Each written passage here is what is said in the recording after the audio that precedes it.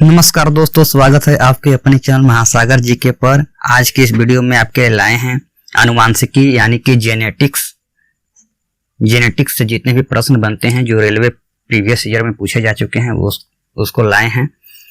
हमने पिछली वीडियो में आपको जीव विज्ञान की विभिन्न शाखाएं, कोशिका सिद्धांत, संरचना, कार्य, ऊतक, जैव अणु, लिपिड, प्रोटीन और न्यूक्लिक एसिड इसको कंप्लीट कर दिए हैं और आज 5वां वीडियो है जो कि आनुवांशिकी से है। तो चलिए देर न करते हुए शुरू करते हैं आज का पहला क्वेश्चन।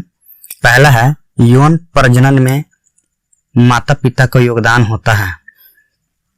तो यौन प्रजनन में माता पिता का क्या योगदान होता है?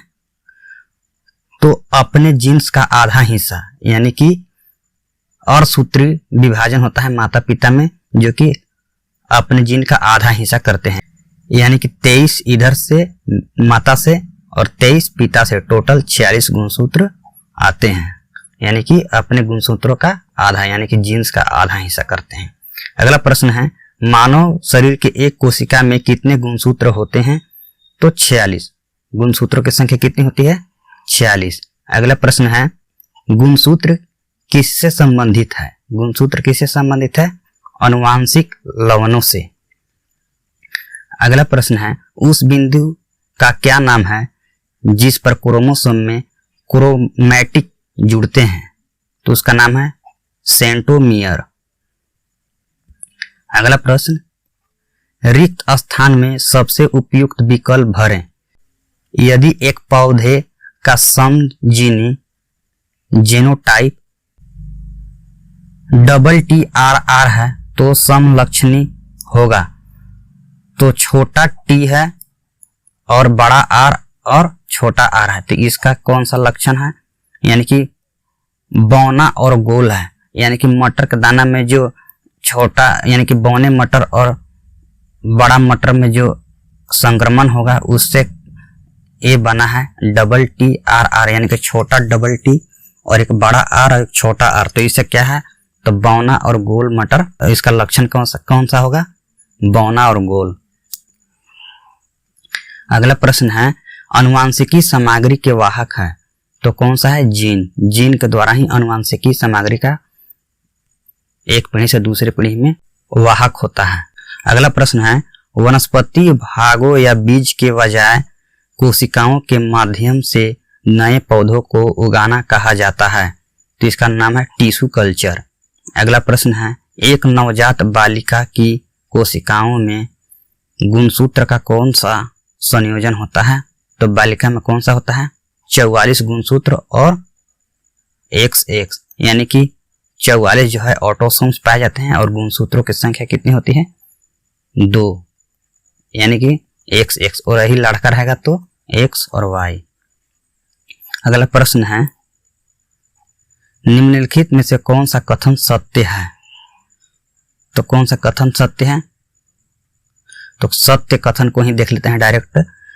द्विगुणित जीव जिनमें लिंग अलग अलग होते हैं कि द्विगुणित कोशिकाओं में गुणसूत्रों का एक विशेष जोड़ा होता है जो लिंग का निर्धारण करता है और इसे हम लिंग गुणसूत्र कहते हैं। यानी कि 22 जोड़ी जो होता है ऑटोसोम्स होते हैं और लिंग गुणसूत्र XX एक जोड़ी होती है या XY। अगर ये लड़की रहेगा तो XX और लड़का रहेगा तो XY। अगला प्रश्न है, बच्चों का लिंग किससे निर्धारित होता है? तो बच्चों का लिंग गुणसूत्र से निर्धारित होता है। अगला प्रश्न, निम्नलिखित में से कौन सा कथन सत्य है? तो इसका उत्तर हो जाएगा, एक DNA अणु 2 पॉलीन्यूक्लियोटाइड रज्जुकोण जैसे एक घुमाकर सीढ़ी का बना होता है। अगला है, निम्नलिखित में से कौन सा कथन सही है या गलत? सही या गलत का पहचान करना है। तो इसका उत्तर है C, केवल कथन A और कथन B सही है और C गलत है। तो कथन A और B को देख लेते हैं जो सही है। मटर का पौधा मेंडल द्वारा कार्य करने के लिए चुना गया था। सही है, मटर ही चुना गया था। दूसरा है, गुणसूत्र कारक का वाहक है। चलिए अगला है आनुवांशिक लक्षणों के जीन समूहों को कहते हैं, तो इसका नाम है जीनोटाइप। अगला है लैंगिक प्रजनन में के का शामिल होते हैं, इसमें क्या शामिल होते हैं लैंगिक प्रजनन में, तो इसका उत्तर है विपरीत लिंगों और दो जनक। लैंगिक जनन में विपरीत लिंग यानी कि मेल फीमेल और दो जनक शामिल होते हैं। अगला प्रश्न है एक मादा युग्मक में क्रोमोसोम होते हैं, तो 23 होते हैं। मादा युग्मक में क्रोमोसोम की संख्या 23 होती है। मानव के अनिषेचित अंडे में होते हैं X क्रोमोसोम, अनिषेचित अंडे में होते हैं X क्रोमोसोम्स। अगला है मानव शरीर की कोशिकाओं में पाए जाते हैं, तो 23 जोड़ी गुणसूत्र। अगला है किस प्रकार का पुनर्जनन अधिक विविधता ला सकता है, तो लैंगिक जनन, लैंगिक जनन से अधिक विविधता ला सकता है। अगला प्रश्न है पीढ़ी F1 में दिखाई देने वाला लक्षण है, तो प्रबलता। अगला प्रश्न है ने वंशानुक्रम के नियमों को प्रतिपादित किया, किसने वंशानुक्रम के नियम को प्रतिपादन किया था, तो उसका नाम है मेंटल। अगला प्रश्न मनुष्य जाति के एक पुरुष का उसके X क्रोमोसोम्स उसकी से प्राप्त होते हैं, तो माता से X मिलता है और पिता से Y। अगला प्रश्न है प्रजातियों में जीवित रहने का लाभ प्रदान कर सकता है अथवा केवल आनुवंशिक क्रम में योगदान प्रदान कर सकता है, तो उसका नाम है परिवर्तन। अगला प्रश्न है माता पिता से संतान के शारीरिक या मानसिक गुणों के संचरण को कहा जाता है, तो आनुवंशिकता। अगला प्रश्न निम्नलिखित रोगों में से कौन सा एक आनुवंशिक विकार है, तो उसका नाम थैलेसीमिया। अगला प्रश्न है बच्चों का लिंग से प्राप्त होने वाले वंशानुगत गुणसूत्र द्वारा निर्धारित होगा, तो पिता।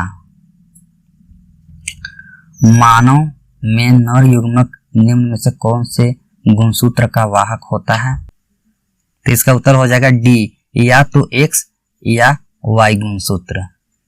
जीन उत्परिवर्तन निम्न में से किसके कारण होता है, तो इसका उत्तर है नाइट्रोजनी क्षारों के अनुक्रम में परिवर्तन, यानी कि नाइट्रोजनी क्षारों के अनुक्रम में परिवर्तन के कारण जीन में उत्परिवर्तन होता है।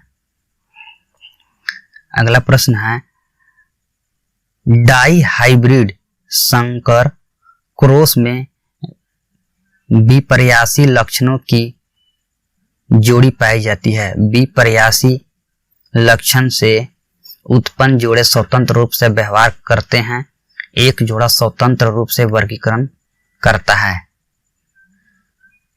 तो 2।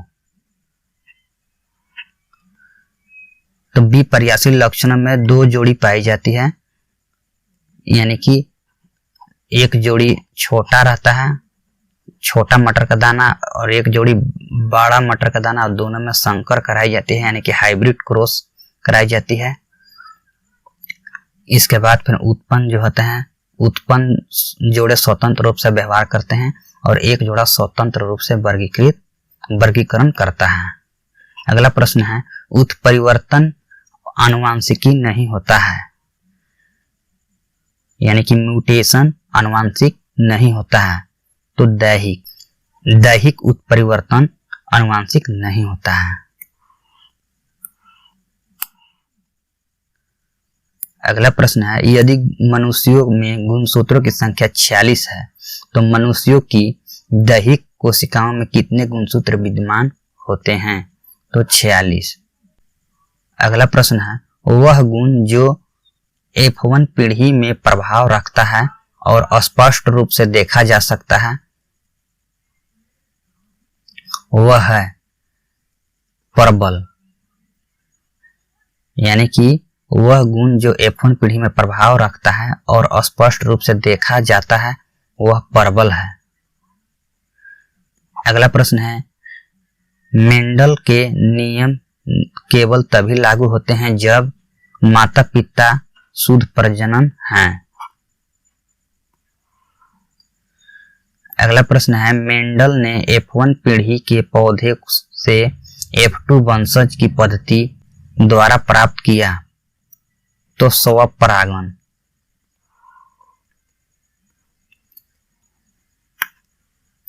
अगला प्रश्न है, किस प्रकार का प्रजनन अधिक विविधता ला सकता है? तो वह है लैंगिक प्रजनन। अगला प्रश्न,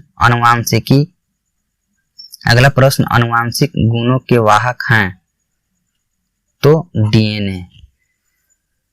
अगला प्रश्न, ने सजीव वस्तुओं के लक्षणों की आनुवंशिकता के सिद्धांत के प्रतिपादन में योगदान दिया। तो ग्रेगर मेंडल ने सजीव वस्तुओं के लक्षणों के आनुवंशिकता के सिद्धांतों के प्रतिपादन में योगदान दिया। अगला प्रश्न, 556 गोल हरे और सिकुड़े पीले बीजों के हाइब्रिड क्रॉस में बीज गोल और पीले होंगे। तो 315। अगला प्रश्न है, F2 जनरेशन में फेनोटाइपिक अनुपात होता है। तो 9-3-3-1। F2 जनरेशन में फेनोटाइपिक अनुपात होता है 9:3:3:1। अगला प्रश्न, एलील होते हैं। एलील क्या है? तो जीन के वैकल्पिक रूप, जीन का वैकल्पिक रूप को एलील कहते हैं। अगला प्रश्न है, विश्वास और प्रथाओं का एक संग्रह जिसका उद्देश्य मानव आबादी की आनुवंशिक गुणवत्ता के सुधार लाना होता है, यह किस आनुवंशिकी के क्षेत्र को कहा जाता है? तो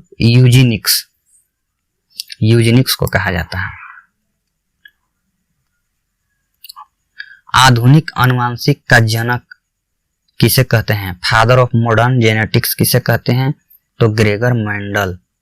अगला प्रश्न है, प्रयोग में हमें गुणों की विरासत को एक पीढ़ी से अगली पीढ़ी में ले जाने के लिए तंत्र प्रदान करते हैं। तो वह है मेंडल। अगला प्रश्न है, वैज्ञानिक जीजे मेंडल का निधन कब हुआ? ग्रेगर मेंडल का निधन कब हुआ? तो 1884। इनमें से कौन सा लिंग संबंधित निर्धारण के बारे में गलत है? तो सी, एक स्त्री में 2 एक समान और एक एक्स गुणसूत्र और XY होते हैं, ये गलत है। कि एक स्त्री में एक समान गुणसूत्र तो होते हैं, एक समान गुणसूत्र तो होते हैं, लेकिन XY नहीं होते हैं। XY तो पुरुष में होते हैं। तो ये है, एक पुरुष में एक गुणसूत्र और एक Y गुणसूत्र होता है, ये सही है। बच्चों का लिंग निषेचन के समय निर्धारित किया जाता है जब नर और मादा युग्मक मिलकर युग्मन बनाते हैं, यह भी सही है। अगला है, द्विगुणित जीव जीन में अलग अलग लिंग होते हैं। प्रत्येक द्विगुणित कोशिका में गुणसूत्रों का एक विशिष्ट जोड़ा, जिसमें लिंग गुणसूत्र कहते हैं, व्यक्ति का लिंग निर्धारण करता है, यह भी सही है। अगला है, मनुष्यों में पुरुषों के यौन गुणसूत्रों में समूह होता है XY, यानी कि पुरुष में X और Y होता है। अगला प्रश्न है, आमतौर पर मेंडेलियन कारक क्या कहलाते हैं? तो जीन। मेंडल ने मटर के पौधे को क्यों चुना? क्योंकि उनमें विषम देखने वाले गुण थे। अगला है, विविधता क्या है? विविधता क्या है? तो उपरोक्त सभी, यानी कि अब इसको देख लेते हैं टोटल। एक ही प्रजाति के व्यक्तियों के बीच अंतर, ठीक है, यानी कि एक ही प्रजाति के बीच अलग अलग जो अंतर है, गुण है, उसी को विविधता कहेंगे। अगला, एक ही माता पिता के संतानों के बीच का अंतर, यह भी है विविधता का गुण है। माता पिता और संतानों के बीच अंतर, यह भी विविधता का गुण है। अगला है, मेंडल ने किस आधार पर युग्मकों की शुद्धता का नियम दिया? तो एक संकर संकरण, गोनो हाइब्रिड क्रॉस।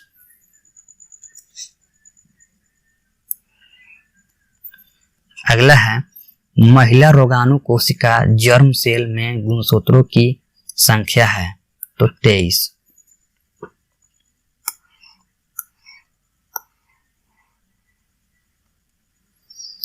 अगला प्रश्न है निम्नलिखित में से कौन सी विशेषता मटर के एक पौधे में अप्रभावी होती है?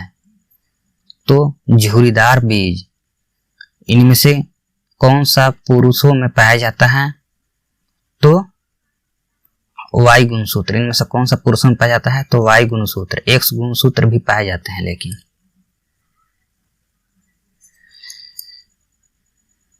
एक्स और वाई दोनों पाए जाते हैं पुरुषों में। 2x गुणसूत्र ये नहीं होता है। XX गुणसूत्र तो महिला में पाई जाती है, और X गुणसूत्र महिला में पाए जाते हैं और पुरुष दोनों में पाए जाते हैं। लेकिन X जो Y का गुणसूत्र है, Y जो है विशेष प्रकार का गुणसूत्र है जो सिर्फ और सिर्फ पुरुषों में पाए जाते हैं, इसीलिए इसका आंसर ए हो रहा है। तो Y गुणसूत्र केवल पुरुषों में पाए जाते हैं, इसलिए इसका आंसर Y गुणसूत्र होगा जो पुरुषों में पाया जाता है। अगला प्रश्न है वंशानुक्रम की इकाई है? तो जीन। जीन जो है वंशानुक्रम की इकाई है। अगला प्रश्न है पुनर्जनन का अर्थ है? पुनर्जनन क्या है? छोटे छोटे खंडों से जीव के पूरे शरीर का निर्माण करना पुनर्जनन का अर्थ है। अगला प्रश्न है डॉक्टर हरगोविंद खुराना को किसके लिए नोबेल पुरस्कार मिला? जेनेटिक्स कोड की खोज के लिए। अगला प्रश्न डीएनए का मूल मात्रक है? तो न्यूक्लियोटाइड्स। न्यूक्लियोटाइड्स डीएनए का मूल मात्रक है। अगला प्रश्न है सूची 1 को सूची 2 से मिलान करना है। तो देखेंगे सबसे पहला है डीएनए का संरचना। डीएनए संरचना किससे मिला है? वाटसन एंड क्रिक ने खोजे हैं। ए, बी और ओ रक्त समूह के खोजकर्ता लैंडस्टीनर हैं। अगला है जंपिंग जीन। जंपिंग जीन की खोज बारबरा मैक्लिंटॉक ने खोज की है। अगला है रेगुलेटरी जीन का खोज जैकब और मोनोड ने की। तो ऑप्शन सी हो जाएगा। अगला प्रश्न है डीएनए संरचना का मॉडल किसने दिया? तो वाटसन और क्रिक। एकल स्ट्रैंडेड वाले डीएनए अणु कहाँ मिलते हैं? तो 174 बैक्टीरियोफेज में, यानी कि बैक्टीरियोफेज नामक जीवाणु में पाए जाते हैं।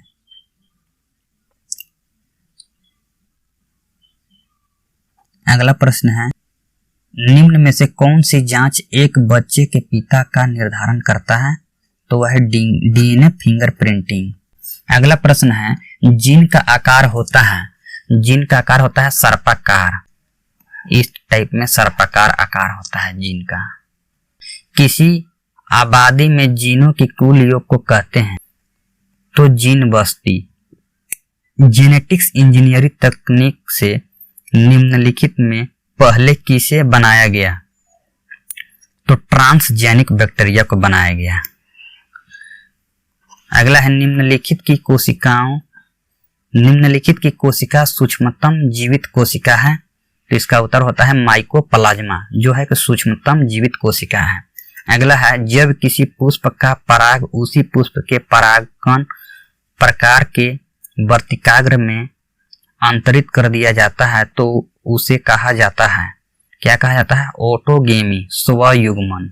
अगला प्रश्न है पौधों में गैसों का विनिमय किसके द्वारा होता है? तो ये सभी होता है।